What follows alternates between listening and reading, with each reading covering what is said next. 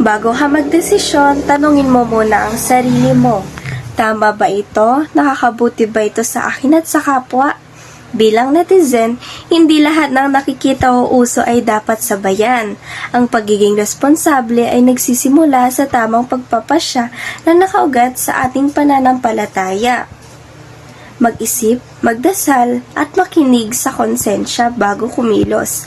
Tandaan, ang bawat desisyon ay may bunga, kaya piliin natin ang tama, hindi lang ang madali. Sabi nga nila, think before you click, pray before you decide.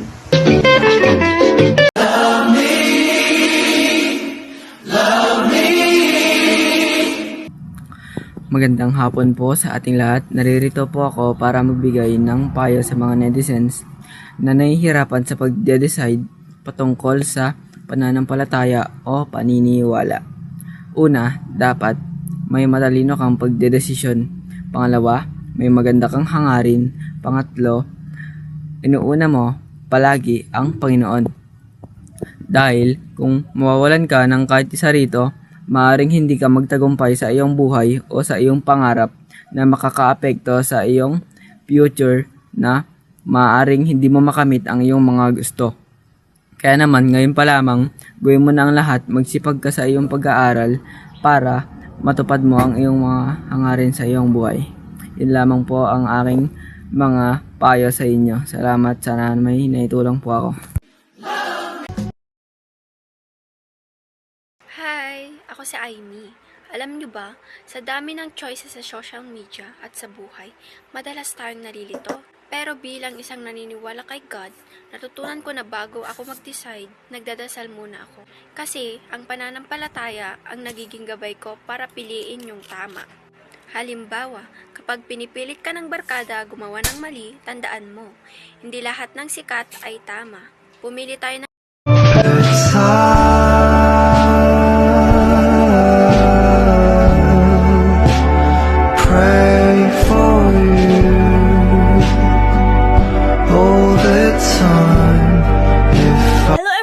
Ilang beses ka na bang nakakita ng post, tapos sa huli, nalaman mo na puro lang naman kasinungalingan? Ngayon, mas madali na magkalat ng impormasyon, pero mas madali na rin maloko.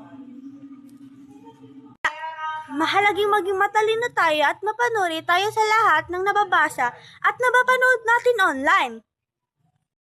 Huwag agad maniniwala o mag-share ng hindi pa tinitignan kung totoo ba ito, saan galing ito, may ebidensya ba ito, tama bang sinasabi nito?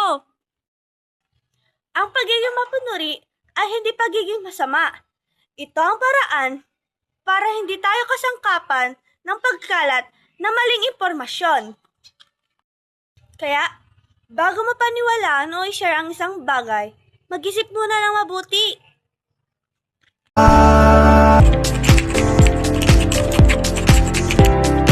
Sa araw-araw, marami tayong desisyon na kailangang gawin. Minsan madali pero may mga pagkakataong mahirap pumili ng tama. Kapag ang ating pagpapasya ay nakaugat sa ating pananampalataya, hindi lang natin iniisip ang ating sariling kapakanan, isinasaalang-alang din natin ang mga turo ng Diyos, ang kabutihan ng kapwa at ang pagiging bunga ng ating pagdedesisyon. Tandaan, ang tunay na pananampalataya ay nakikita sa gawa at pagdesisyon. Kaya sa bawat pagpili, maging responsible at maging tapat at laging humingi ng gabay sa Diyos.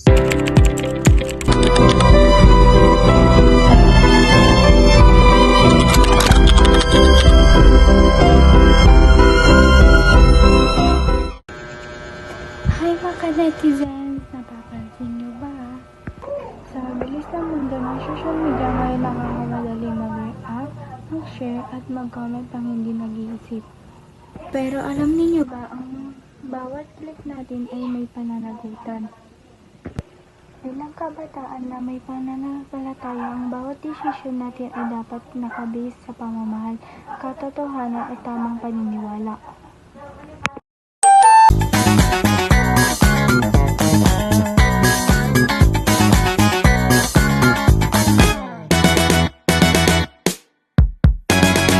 Basta Kumusta kayo mga kaibigan? Ako si Leslie Antigamad. Ngayon pag-usapan natin ang isang napakahalagang aral, bakit dapat tayong maging mapanuri at responsable sa mga bagay na paniniwalaan natin. Tara, simulan natin. Sa panahon ngayon, mabilis kumalat ang mga balita at impormasyon sa internet. Madalas, nakakabasa tayo ng mga bagay na nakakaakit na niwala agad. Pero hindi lahat ng nakikita natin ay totoo. Una, ang pagiging mapanuri. Ito ay ang pagtingin ng maigi, paghahanap ng patunay at pagtiyak kung tama at totoo ang impormasyon bago tayo maniwala o magbahagi nito. Hindi tayo basta-basta sumasang-ayon sa kung ano lang ang nakikita natin sa screen. Pangalawa, ang pagiging responsable. Kapag may paniniwala tayo, siguraduhin nating ito ay makakabuti, hindi makakasakit sa kapwa at hindi nakakalat ng maling impormasyon. Ang bawat opinyon at desisyon natin ay may epekto sa iba, kaya dapat itong gamitin ng maayos. Tandaan natin, ang tunay na pananampalataya at paniniwala ay hindi lang basta pagsunod.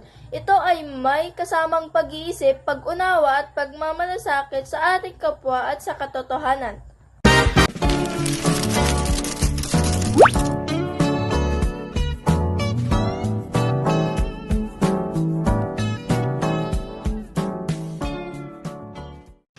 Alam mo natin natin, Seth, pag-uusapan pa natin yan ang mahalagang bagay na ginagawa online.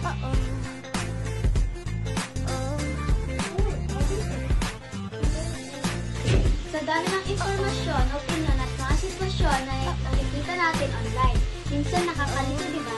Minsan parang ang dali lang mag-react, mag-share, o naman ay manahimik na lang. Pero paano sabihin ko sa inyo na mas malalim tayo sa natin? Kung ipalala sa inyo ay tama na panagutan hindi lang basta magpili, kundi magpili na may kasamang responsibilidad at pag-iisip. At ang pinakamagandang gabi para dito, ating pananampalataya sa Panginoon.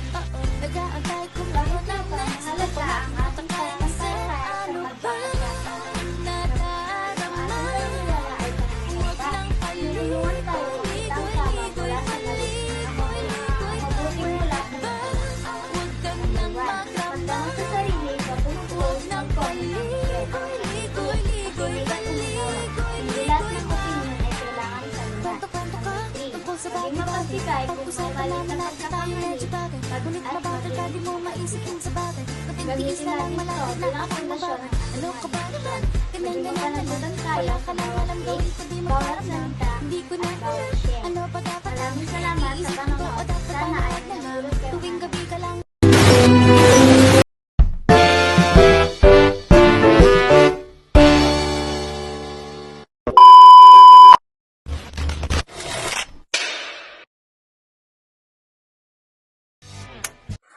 Magandang araw sa lahat. Bilang mga netizens, mahalagang maging responsable sa bawat post, comment at share natin sa social media. Bago tayo magbahagi ng impormasyon, siguraduhin natin ito ay totoo at hindi makakasakit sa ibang tao. Bilang taong may pananampalataya, naniniwala akong dapat nating pairalin ang kabutihan, katotohanan at paggalang sa kapwa. Isipin muna ang magiging epekto ng ating mga salita at kilos bago tayo magdesisyon. Tandaan, ang isang responsableng netizens ay gumagamit sa social media upang magbigay ng inspirasyon at kabutihan, hindi ng galit o maling impormasyon. Maging mapanuri, maging mabuti at maging responsable online. Maraming salamat.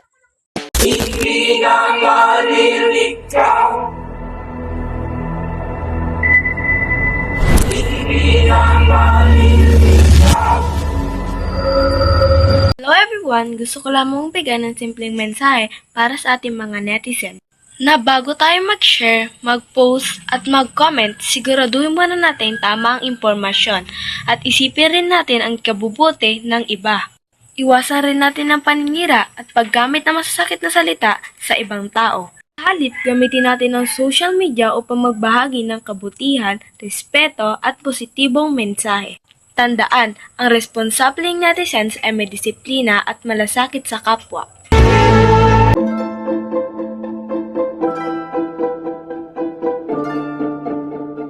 everyone, I'm Aisha Sunga, your radio presenter, and pag-uusapan natin ngayon ang kahalagahan at ang negatibong epekto ng social media.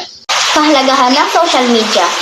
Pinapadali nito ang komunikasyon kahit gaano man kalayo ang pagitan ng tao, kaya madaling makausap ang mga kamag-anak, kaibigan at kakilala kahit sila ay nasa ibang lugar o bansa. Nagsisilbi rin itong malawak na pagkukuhanan ng impormasyon at kaalaman, kung saan mabilis na makakakuha ng balita, datos, aralin at mahalagang anunsyo na nakakatulong sa pag-aaral at paggawa ng tamang desisyon. Malaking tulong din ito sa kabuhayan at negosyo. Mga negatibong epekto nito ay pagkalat ng maling impormasyon o pekeng balita na nakakaligaw sa marami at maaaring magdulot ng kaguluhan o maling pagkaunawang sa kakatotohanan. Maaari ring makasila ng kalusugan at pangkaisipan at emosyonal.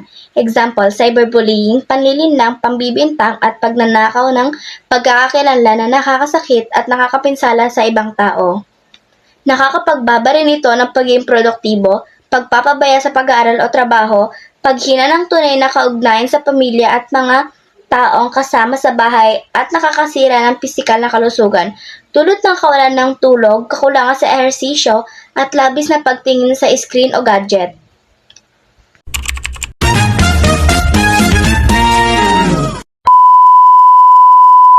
Magandang araw mga kaibigan. Ako sa Angelo Marino. Ang munting payo ko sa inyong lahat ay laging maging mabuti at magpakita ng respeto sa kapwa. Huwag tayong matakot gumawa ng tama kahit walang nakakakita. Tandaan natin na ang maliit na kabutihan ay may malaking epekto sa buhay ng iba. Kaya simulan natin ang bawat araw na may kabutihan, pagmamahal at pananampalataya sa Diyos. Maraming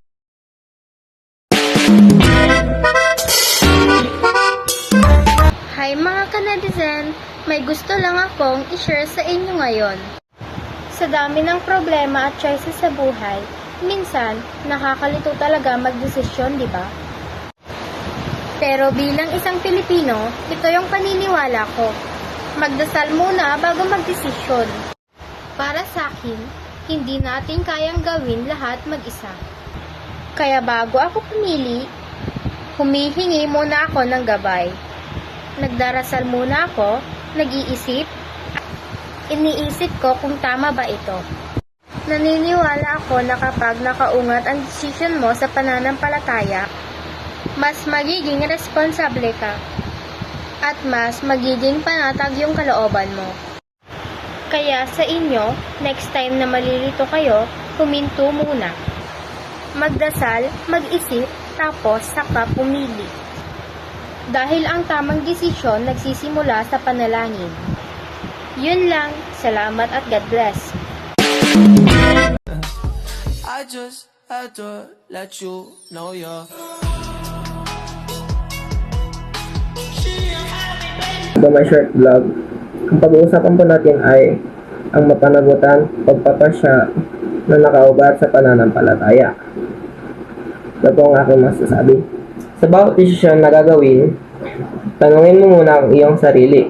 Ito ba ay kalugod-lugod sa Diyos at makabubuti sa kapwa? Dahil ang mapanagutang pagpili ay laging nakaugat sa pananampalataya at pagmamahal. Yun lang po guys. Maraming salamat sa panonood. Bye! Magandang araw. Ako si Kevin Igo. Ang vlog na ito ay tungkol sa panagutang pagpapasya na kaugat sa pananampalataya. Sa bawat desisyon, mahalaga na tayo ay responsable. Ibig sabihin, handa tayong panindigan ng ating pinili. Kapag nakaugat ito ay pananampalataya, mas nagiging matibay ang ating pasya. Halimbawa, kung pipiliin natin tumulong sa kapwa kaysa magpakasaya lang para sa sarili, ipinapakita natin ang aral ng Diyos. Ang panalangin ay gabay para makagawa ng tamang desisyon. Sa huli, ang tamang pagpapasya ay hindi lang para sa sarili, kundi para sa ikabubuti ng ating lahat. At kung ito ay nakaugat sa pananampalataya, siguradong magdadala ito ng kabutihan. Maraming salamat sa mga I just had to let you know you're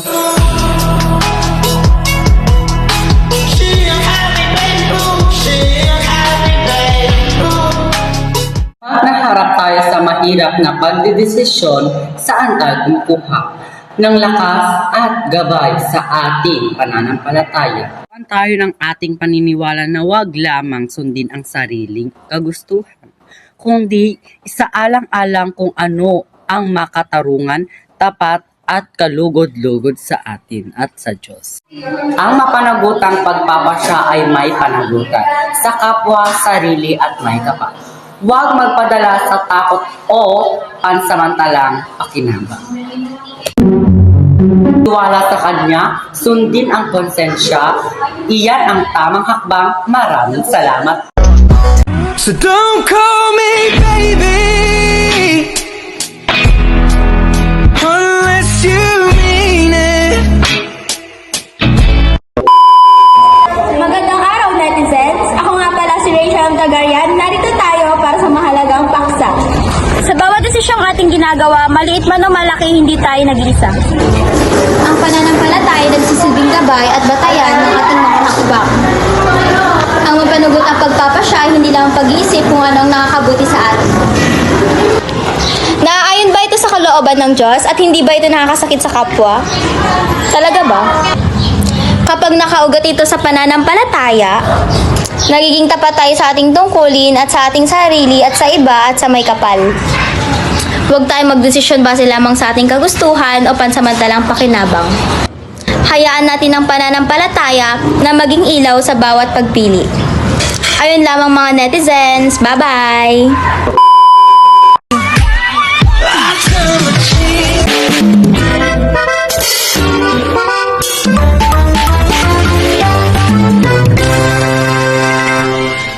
Ang mapanagutang pagpapasya na nakaugat sa pananampalataya ay isang mahalagang paksa na tumatalakay sa kung paano natin ginagamit ang ating pananalig sa Diyos upang gumawa ng mga desisyon sa buhay.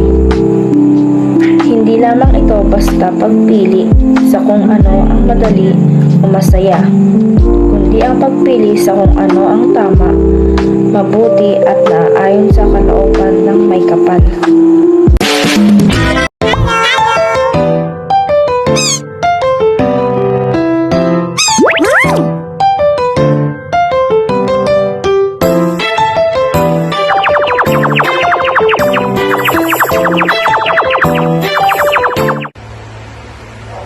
Hi everyone! Nahihirapan ka din ba mag-decision? Ngayon, pag-uusapan natin ang mapanagutang pagpapasya na nakaugat sa pananampalataya. Ano nga ba ang mapanagutang pag-decision? Ito yung pagpili ng may pag-iisip. Yung iniisip pa natin ang iba, hindi lang sa ating sarili. Kung nga ba nakakatulong ang pananampalataya? Isipin mo, turo niya ang pagmamahal, pagiging patas at pagpapakumbaba. Tignan mo ang kasulatan, manalangin at magnilay. Hanapin ang kalooban ng Diyos, maging matapang. Pera, future, hayaan mo pananampalataya mo ang manguna. Gumawa ng desisyon, pagbibigay pugay sa Diyos at nagdudulot ng kabutihan.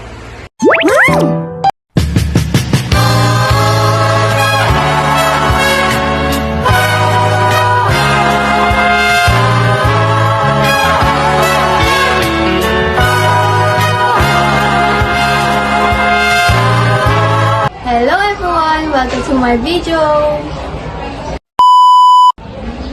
Ang video na ito ay tungkol sa konsensya, kung saan ang konsensya ay gabay natin para malaman ang tama't mali. Kaya pag sinusunod natin ang ating konsensya, mas nakakagawa tayo ng tamang desisyon at naiwasan ang maling gawain. Kaya mas sundin natin ang ating konsensya para mas maging mabuti tayong tao.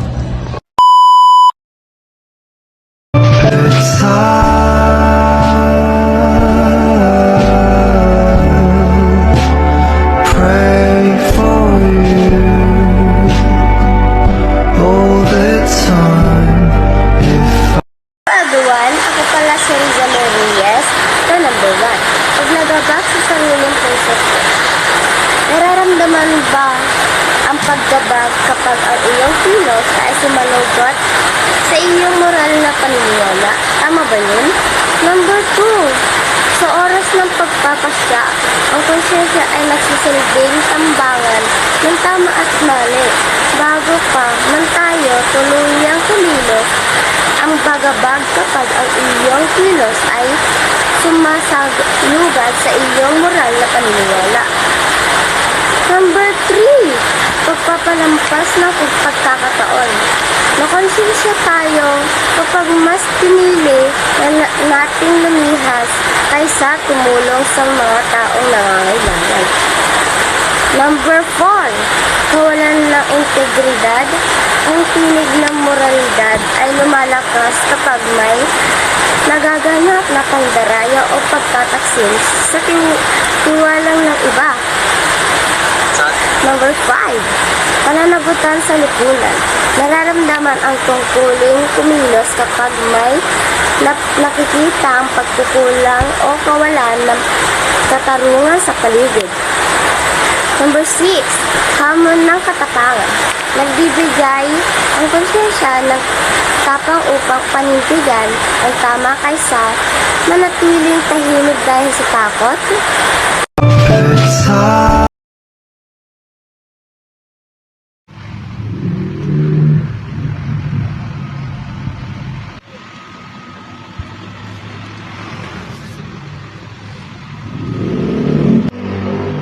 Bilang kabataan sa Jehovah, araw-araw tayong maharap sa mga pagpapasya sumusubok sa ating pananampalataya. Mula sa musika, pinakikinggan natin hanggang sa kung paano natin inaharap ang presyo mula sa mga kaklase. Paano tayo makakagawa ng tamang desisyon sa gitna ng presyo?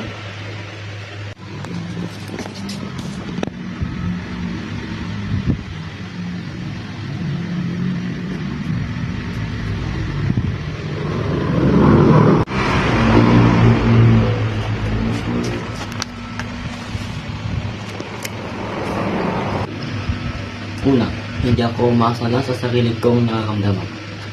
Ipinapaalala sa atin na harap niya sa television na hindi na napakagabayan ang sarili nating mga hakbang. Kaya, humihinto ako sa niksik sa kasulatan o tumitingin sa DW Library para sa mga konsepto sa Biblia na angkop sa sitwasyon ko. Pangalawa, tinatanong ko ang sarili ko. Mapapangiti ba nito si Jehovah o masasaktan siya? Sinasabi sa atin ng Kawikaan 27:11 na maging matalino at pasahin ang kanyang puso.